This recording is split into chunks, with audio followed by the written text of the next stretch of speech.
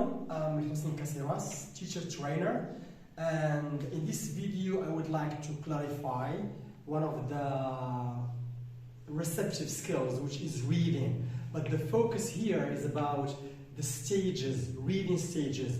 And as you may know that the four skills follow the same framework, which is the pre-reading, the while reading, or the post-reading. Sometimes you may find the during reading, okay? Now, why we have to divide them into three stages, these, because to help learners understand the reading text very well. So let me share with you the pre-reading tasks, okay? Basically, before we start asking students to read, we have to start with, we call it prediction. What do we mean by prediction?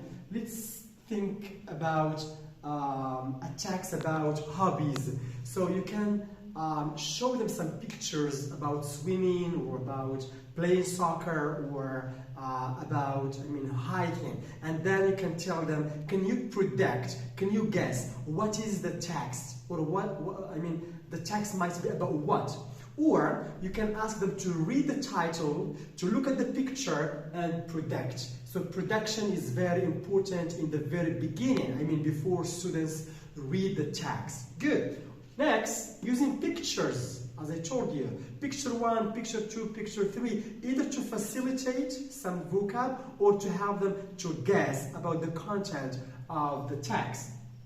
Another thing is, because reading entails some difficult words, and these difficult words, we can call them keywords. They may block students' understanding. So you can read the text and you find 4 or 5 words that are very important to this might help students to understand the text, so you can pre-teach them. Okay, so as not, students find it very hard to understand. Good. And here another one is leading questions. What do we mean by leading questions? You can ask questions that will lead and narrow students' focus about, or students' attention about the content. For example, the text might be about 3 hobbies: swimming, soccer, and hiking. You can ask them, okay, do you like swimming? Do you like hiking? Have you ever swum? Have you ever, played soccer? These are leading questions for the sake of activating students' schemata. Schemata here means the prior knowledge, what students already know about the text. So remember, the purpose of the pre-reading, number 1 is to create context. It's very good to contextualize the content or the topic. Number 2 is to build interest. So, creating context and building interest. And here, if students are motivated or engaged, they will move on to the while reading stage. And the last one is engagement. So creating context, building interest, and engaging learners. So if students are engaged, they will follow you. And there's another one, is purpose. Students should read for a purpose. So the presentation stage, or the pre-reading stage, number 1, we create context, we build interest, we engage learners, and of course there is a purpose. So students should read for a purpose. Good. So once we move from here, now students, they have got some good ideas about the text, even though they haven't read the text yet. But they feel that reading is interesting. They feel that reading is engaging. They feel that reading is easy. Good. Now, we move to the while reading. While reading, we ask students to open their books and to read. So the first reading is for just. What do we mean by just? Is to get the main idea or the general idea. What is the text about? Who are the people? Okay, so double-H questions. The second reading is for specific information. And here one of the questions is why. Why is he? Why does he? Etc. Okay. And the third reading is reading for detail.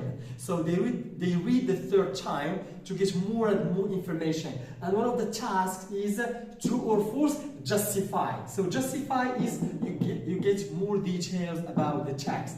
And remember, the first reading for the main idea, the second reading for specific information or idea, and the third reading is for details, okay? Sometimes you can have only 2 readings, one for just and the second for both, for specific and for details. Great. Now, the post-reading or the production stage. Here, students should compare between the students' knowledge and the content. For example, the students' experience and the content. For example, the reading text is about 3 hobbies, like swimming, playing soccer, and hiking. What is your opinion about hiking? What's your opinion about swimming? Do you agree that swimming is good? Do you agree that swimming is not good? So here you bring students' experience, okay? You can compare, you can contrast. One of the tasks here, do you agree or disagree, discuss, give your opinion. So if you divide, reading into 3 stages, you facilitate students reading. And all the time I tell my learners that reading is like a cake. So this is a birthday cake. I'm gonna call it birthday cake. Okay. So the birthday cake is very nice. Now, if you take the birthday cake like this and you eat at once, you feel that there is something missing. Okay, because you put it at once. But if you divide it, you take this part here now. And then you take the second part and you enjoy. And maybe in the afternoon, you may take another part, or in the evening, another part. So you enjoy eating the birthday cake when you divide it into parts. It's the same for reading. You cannot tell students from the very beginning, open your books and read. It's like this. You are putting the whole cake on your face and you want to eat it at once. You feel something not good about it. Okay? But once you divide it, here we help students to understand. Great. Now let me share with you this lesson, okay? So this lesson, the title, The Pygmies, and there are 2 pictures. In the presentation stage, I have to create context. So we have a text. Look here, how many pictures are there? They may say, there are 2 pictures. What do you see? People, black people. And then I may ask questions to activate their schemata. Are they tall or short? They are short, okay. What do we call them in English? We call them pygmies. So a pygmy is a very short person. Then I may ask other questions. Have you ever met a pygmy? Did you see a pygmy? Can you describe a pygmy? If you meet the first time a pygmy, what would you say to him or her? Okay. Now, look at the pictures, read the title. Can you guess? Look at the pictures, read the title. Can you guess? This is what we call prediction. And these are the visual aids. And if I explain the pygmy and other words, these are pre-teach vocab. If I ask them questions, have you ever met a pygmy? Did you see a pygmy before? If you see him or her, what would you say to him? These are leading questions. So here, creating context, building interest, engaging learners, and there is reading for a purpose. Then we move on to questions. Look here, read the encyclopedia entry and answer these questions. Look here, where are they, where, why? So these are questions for both for just and for specific information.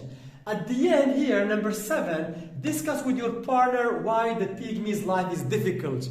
This is what we call your experience and your opinion. Why the pygmy's life is difficult. So here you give your opinion and you may talk about your experience. So please don't forget that reading is not passive, reading is not boring, reading is active, reading is interesting. How? By dividing it into 3 parts, the pre, the while, and the post.